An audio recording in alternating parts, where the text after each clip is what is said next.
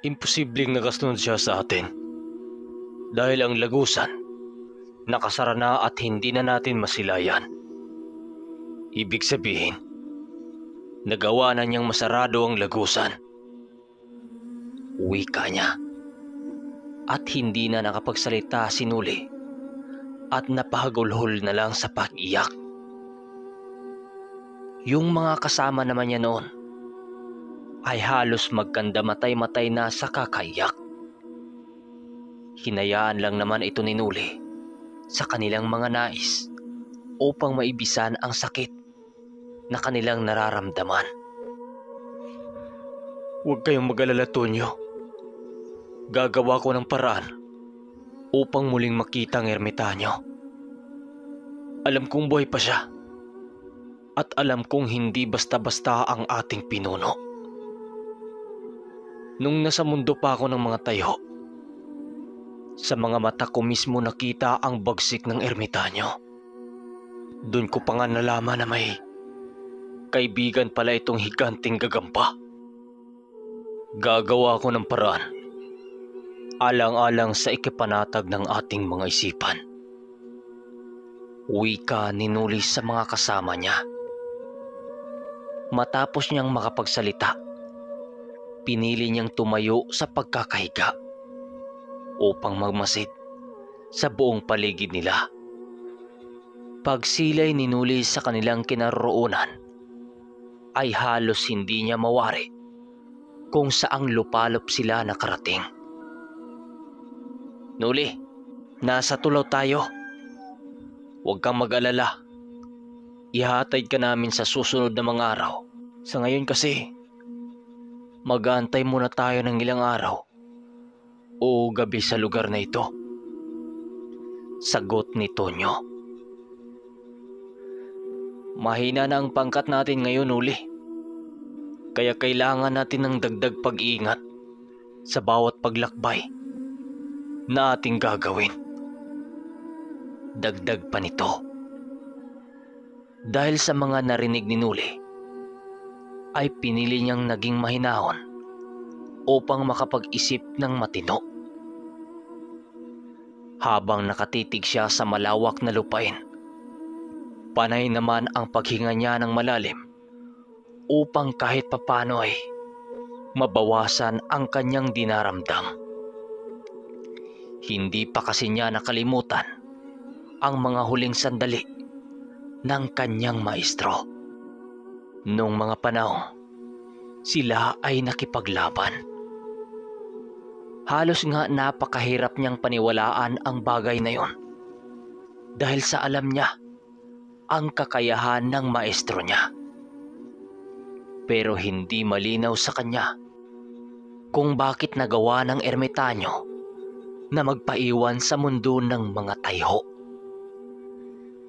Sa paglakad nila patungo sa tahanan nila Tonyo, ay walang maayos na pag-uusap ang naganap sa kanilang pangkat.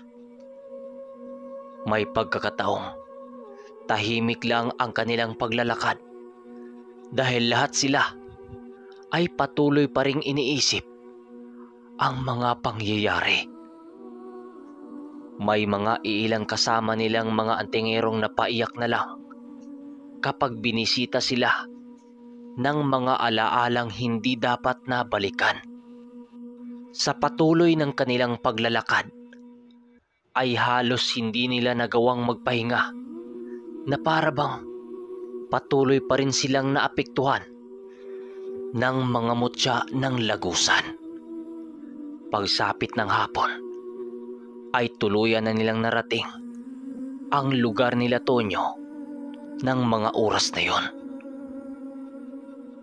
Nuli, mga kasama, andito na tayo sa ating baryo. Sumunod lang kayo sa akin at tutungo lang tayo sa tahanan ko. Wika ni Tonyo sa kanila. Kasabay ng pagwika nito ay ang pagsitanguan lang naman ng kanyang mga kasama. Sa pagdating nila sa tahanan ni Tonyo, naging mainit naman ang pagtanggap sa kanila ng pamilya nito. Agaran sila nitong nilutuan ng makakain dahil bakas na bakas sa kanilang pagmumuka ang labis na pagkagutom. Matapos nilang makakain, pinili nilang makapagpahinga ng sandali upang makabawi sa mga natamo sa kanilang mga katawan sa bugbog ng digmaan. Habang nakahiga sila Noli at Tonyo, pinili nilang pag-usapan ang maaring nangyari kay Manong Duming sa mundo ng mga tayho. Tonyo, bakit nagawa pa ni Manong Duming na magpaiwan sa mundo ng mga tayho? Kung kaya naman nating lagyan ng selyo ang lagusan na ating nilusutan. Hindi ko maintindihan ang ermitanyo nung kami ay nakipaglaban. Parang nais na din niyang magpakamatay noon nung mamatay si Macario. Wika ni Noli.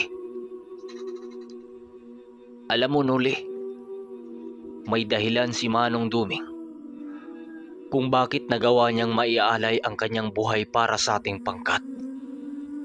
Pero malabo ang lahat kung buhay pa ba siya o patay na. Ngunit malaki ang posibilidad na makabalik siya sa mundo ng mga tao kung hindi siya namatay sa digmaan. Sagot naman ni Tonyo. Dagdag pa ni Tonyo na imposibleng patayin ang lagusan sa mundo ng mga tao dahil maaaring sumunod sa lagusan ang mga tayhong yun na maaari pa nilang ikinamatay. Sa oras kasi na makabalik sila sa mundo ng mga tao, ay kailangan nila ng oras na palugit upang tuluyang magising ang kanilang mga diwa. Taliwas iyon sa kakayahan ng mga engkanto dahil ang mga nilalang na iyon ay may kakayang hindi mawala ng ulirat sa oras na makatawid na sila sa mundo ng mga tao. Kapag nangyayari ang mga bagay na iyon, ay malaya silang mapaslang ng kahit na anong uri ng mga kalaban na sumunod sa kanilang paglalakbay.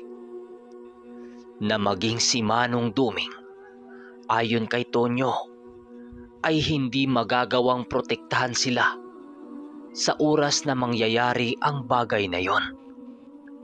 Dahil sa narinig ni Noli, doon niya mas naunawaan kung bakit mas piniling magpaiwan ni Manong Duming sa mundo ng mga tayho.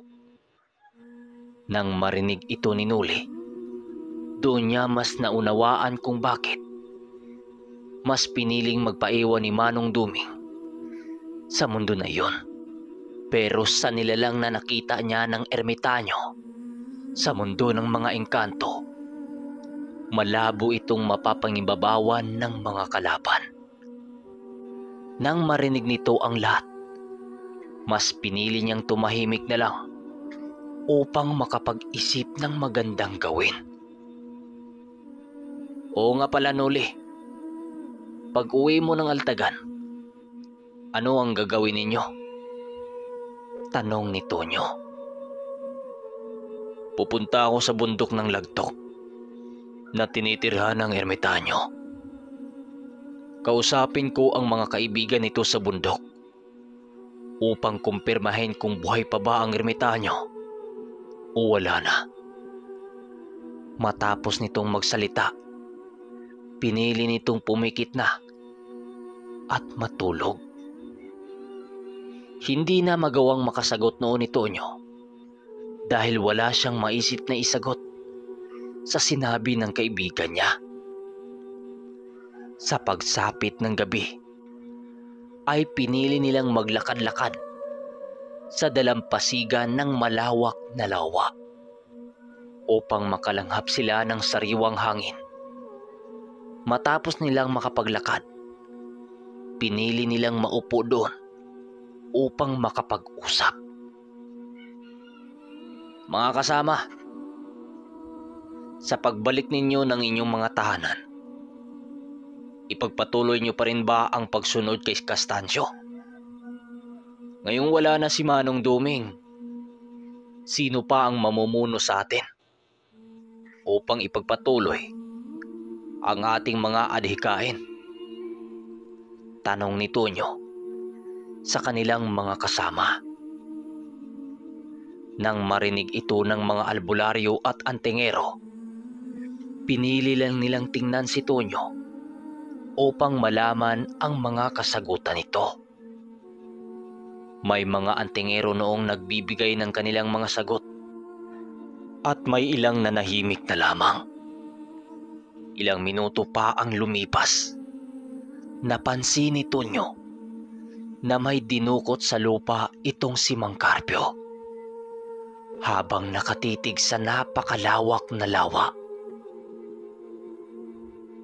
Maaring ako ang mamumuno sa ating samahan, pero hindi pa ako lubusang nakilala ni Costancio. Nung una kaming nagkakilala ni Duming at ng mga bata nito, masasabi kong hindi ko mapantayan ang abilidad ng ermitanyong yon. Magkaiba kami ng lakas at abilidad. Kalahating kadiliman at kalahating liwanag ako. Pero mas nanaig sa akin ang kapangyarihan ng liwanag. Yan ang papel ko sa mundong ito bilang ermitanyong manlalakbay. Kaya mahirapan akong kunin ang tiwala ni Costancio at ng disipulo nitong si Sanoy. Pero maging ako man, labis na naniwalang buhay pa si Duming. Nang marinig ng mga kasama nila ang sinabi ni Ermitanyong Carpio, ay napaisip naman ang mga ito at natahimik. Ilang araw pa ang lumipas. Tuluyan na ngang lumabas ng tungaw sina Nuli at Danilo, maging ang mga kasama nito. Ang mga kabayo noon nila Nuli ang kanilang ginamit na hiniram ni Tonyo noon pa. Upang hindi sila maburyong sa daan, ay pinag-usapan naman nila ang mga nakaraan kung papaano nila nakilala ang ermitanyo. At makalipas ang mga minuto, dahil may kalayuan pa noon ang altagan, kaya yun na lang ang ginawa nilang papalipas oras. Sa pagsapit ng gabi noong mismong araw, ay doon muling nasilaya nila Nuli ang napakagandang kaharian ng mga engkanto sa malawak na sapa. Hindi ito gaanong malapit sa kanila, kung kaya't hindi na nila ito gaanong pinroblema. Makalipas ang mga oras, pinili nilang magpahinga sa nasabing lugar. Pero nagulat itong si Nuli sa lugar na yon. Tonyo, di ba dito rin tayo nagpapahinga kasama ni Manong Duming? Tandang-tanda ko pa, kumpleto pa tayo noon at napakasaya pa ng ating pangkat. Bakit nalagay pa tayo sa ganitong sitwasyon, Tonyo? Di ba't ang pagsunod sa Ama ang magliligtas sa mga adhikain natin? Pinabayaan ba tayo ng Panginoon?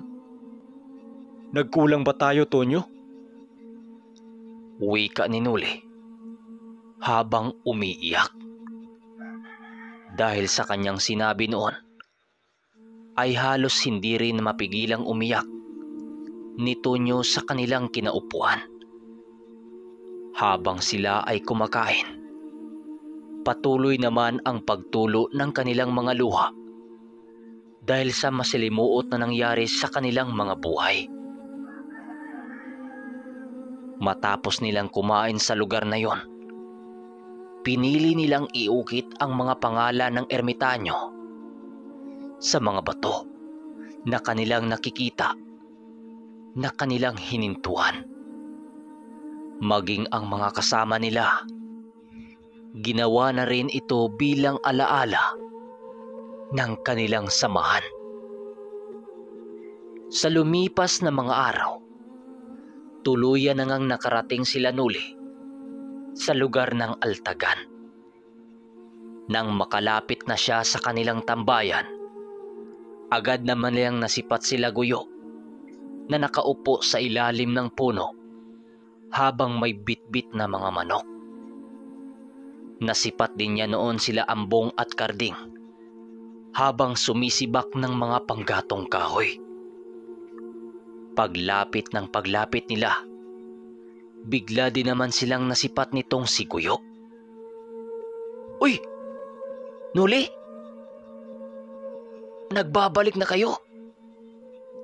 Wika nito na siyang ikinalarma ng iba nilang kasamahan sa tambayan. "Kamusta ang lakad ninyo?" "Teka lang, Kanuli. Nasaan na ho si Manong Duming? Bakit hindi nyo kasama?" tanong ni Guyo. "Oo nga, Kanuli. Nasaan si Ermitanyong Duming?" sabat naman ng ilan nilang kasama sa tambayan. Dahil sa narinig niya, pinili na lang niyang huwag sagutin ang pangalawang tanong ni Guyo. Kasabay ng pagkamusta ni Nuli kay Guyo at ng mga kasama nito ay ang pag-akbay niya sa mga ito. "Ambong, Karding, kunin niyo nga yung ilan nating mga panlaban. Gusto kong makita ang mga galawan ng mga ito kung magkaharap. Matagal kasi kami sa aming paglalakbay, kaya nangungulila na rin ako sa mga alaga natin pagdadahilan ni Nuli upang hindi mapag-usapan si Manong Duming. Nang marinig ng mga ito ang kanyang sinabi, dali-dali namang kinuha ng mga ito ang halos na sa 10 tandang upang kanilang pagharapin. Ramdam na ramdam ni Nuli ang masahing pakiramdam ng mga ito dahil sa kanyang pagbabalik. Okay, hanggang dito na muna mga kaermitanyo. So, nakabalik na nga ang kanilang pangkat sa kanilang lugar, no?